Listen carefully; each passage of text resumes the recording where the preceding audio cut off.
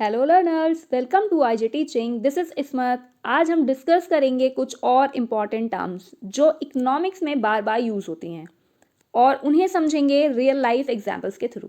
जानेंगे इन्फ्लेशन यानी महंगाई को कि कैसे ये इंडिया में आ रही है, इसके पीछे क्या वजह होती है। फिर समझेंगे डिफ्लेशन, रिसेशन, डिप्रेशन को। फिर वीडियो के एंड में होगा एफडीआई। आप लोग अक्सर इस टर्म को न्यूज़ वगैरह में सुनते आ रहे हैं, अगर नहीं तो जान लीजिए। और वो स्टूडेंट जिनके सिलेबस में एफडीआई और एफपीआई आता है तो वो बहुत कंफ्यूज हो जाते हैं कि दोनों को डिफ्रेंशिएट कैसे करें। बट आज आप लोगों की ये कन्फ्यूजन दूर हो जाएगी। तो बने रहिए हमारे साथ वीडियो के एंड तक, जहाँ पर आप लोगों के लिए होंगे कुछ इंपॉर्टेंट क्वेश्चंस जो आपकी नॉलेज इंक्रीज करने में बहुत हेल्प करने वाले हैं। तो बढ़ते हैं वीडियो में आगे, लेकिन उससे पहले जो लोग इस चैनल पर पहली बार आए हैं वो इसे सब्सक्राइब ज़रूर कर दें और बेल आइकन प्रेस करना ना भूलें, जिससे लेटेस्ट वीडियो की नोटिफिकेशन आपको मिलती रहेगी। और लाइक शेयर करना ना भूलें और कमेंट करके मुझे ज़रूर बताएं कि आपको वीडियो कैसा लगा। तो आइए चलते हैं इन्फ्लेशन की तरफ, जिस तरफ हमारी इकॉनमी बहुत तेज़ी से जा रही है।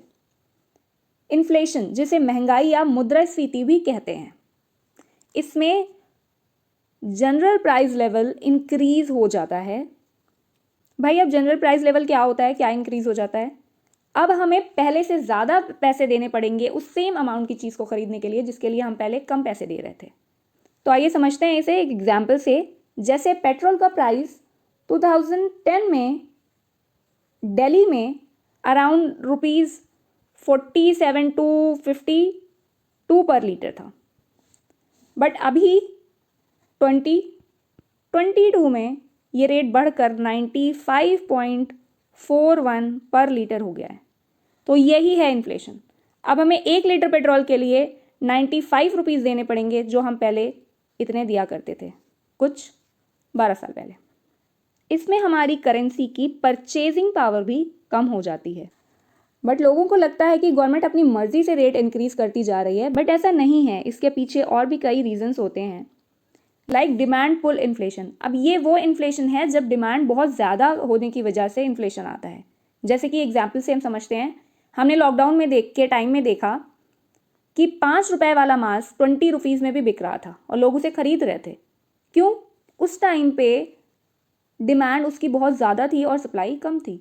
तो वहाँ पर क्या आ गया? Demand pull inflation. फिर होता है हमारा कॉस्ट पुश इन्फ्लेशन। इस इन्फ्लेशन में कॉस्ट ऑफ प्रोडक्शन इंक्रीज हो जाता है। अब कॉस्ट ऑफ प्रोडक्शन इंक्रीज होने की बहुत सारी वजह होती है कि रॉ मटेरियल महंगा हो गया, जिसकी वजह से सप्लाई नहीं हो पा रही उस प्रोडक्ट की, जिसकी वजह से उस प्रोडक्ट के प्राइस बढ़ते हैं। For example, currently oil supply जो है वो कम हो गई है वॉर की वजह से, तो इस ऑयल के प्राइस इन फ्यूचर इंक्रीज होंगे। इकोनॉमिक बूम भी इसका एक रीज़न हो सकता है। इन्फ्लेशन अपने आप में एक बहुत बड़ा टॉपिक है, इसको इन फ्यूचर हम और डिटेल में समझेंगे। आज हम सिर्फ इसका ओवरव्यू ले रहे हैं। लेकिन आप लोग मुझे एक चीज़ कमेंट करके ज़रूर बताइएगा कि आप लोग क्या सोचते हैं कि इकोनॉमी के लिए इन्फ्लेशन अच्छा है या नहीं।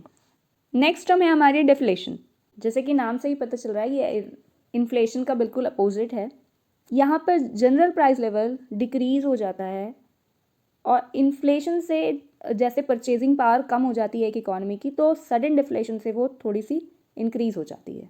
और इस इन्फ्लेशन और डिफ्लेशन के बीच में एक बैलेंस बना के चलना एक इकॉनमी के लिए बहुत इंपॉर्टेंट है, जिससे ग्रोथ एंड डेवलपमेंट में बहुत इम्पैक्ट पड़ता है। फिर नेक्स्ट है हमारा रिसेशन, जिसे मंदी भी कहते हैं। यहाँ पर ऑल इकोनॉमिक एक्टिविटीज़ डिक्लाइन हो जाती हैं। ये एक टेम्परेरी इकोनॉमिक डिक्लाइन होता है, कुछ टाइम पीरियड के लिए होता है, जिसमें ट्रेड और प्रोडक्शन कम हो जाता है और जीडीपी भी कम हो जाता है।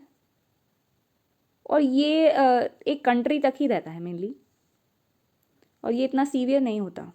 तो जैसे कोविड-19 के टाइम पे हमने देखा कि उस टाइम को ग्लोबल इकोनॉमिक रिसेशन के नाम से जाना जाएगा, क्योंकि इस टाइम पे पूरा वर्ल्ड इस रिसेशन से जूझ रहा था। तो ये पेंडेमिक था, इस वजह से पूरा वर्ल्ड इसमें इन्वॉल्व था। बट अगर ये कोई एपिडेमिक होता तो एक कंट्री इसमें इन्वॉल्व होती। फिर नेक्स्ट है हमारा डिप्रेशन। डिप्रेशन रिसेशन की एक एक्सट्रीम फॉर्म है। जब रिसेशन बहुत टाइम पीरियड तक इकोनॉमी में बना रहता है तो वो आगे जाके डिप्रेशन बन जाता है।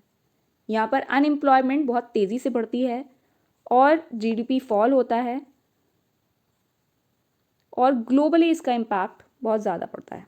सो आइए देखते हैं हम foreign direct investment. Foreign direct investment क्या है? एफडीआई ये एक फॉरेन कैपिटल को अपनी इकोनॉमी में लाने का तरीका है।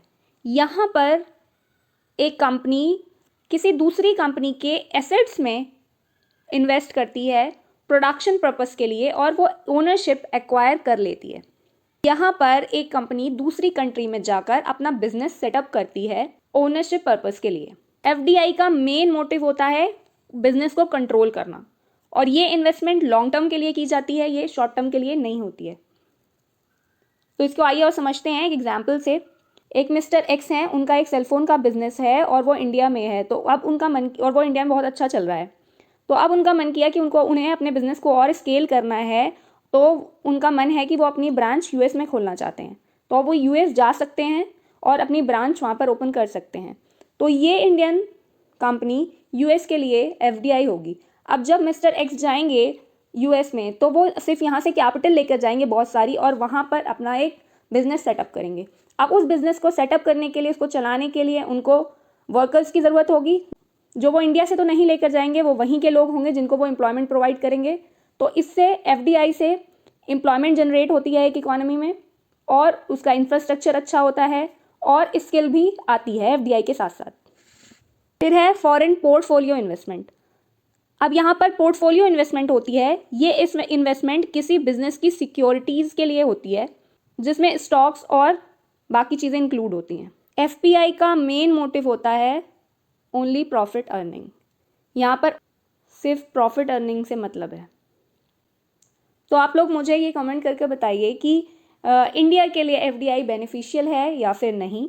टॉपिक हमने सिर्फ आज एक ओवरव्यू की तरह पढ़े हैं, हम इसके बारे में और डिटेल में पढ़ेंगे फ्यूचर में आने वाली वीडियोस में। तो आज के लिए इतना ही। अब मैं आपसे मिलती हूँ अपनी नेक्स्ट वीडियो में। तब तक के लिए be your own constant. Bye bye.